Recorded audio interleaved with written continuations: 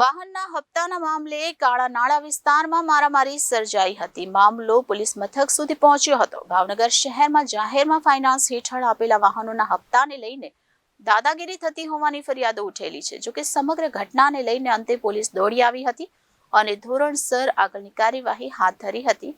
આ મામલો પોલીસ મથકે પહોંચ્યો હતો. ભાવનગર શહેરમાં જાહેર રસ્તા પર વાહનના હપ્તાને લઈને મારામારીનો બનાવ બનવા પામ્યો હોવાનું સૂત્રોમાંથી જાણવા મળ્યું છે.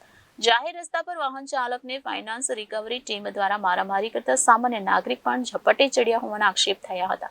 ભાવનગર શહેરમાં જાહેરમાં ફાઇનાન્સ હેઠળ આપેલા વાહનના હપ્તાને લઈને દાદાગીરી થતી હોવાની ફરિયાદ ઉઠેલી છે. પરંતુ હવે ફાઇનાન્સની રિકવરી ટીમ દ્વારા જાહેરમાં મારામારી કરીને હપ્તાની વસૂલી થતી હોવાના દ્રશ્યો પણ સામે આવ્યા છે, જેને લઈને ભોગ બનનારે આક્ષેપ કરી રહ્યા છે. જોકે સમગ્ર ઘટનાને લઈને અંતે પોલીસ દોડી આવી હતી અને ધોરણસર આગળની કાર્યવાહી હાથ ધરી હતી.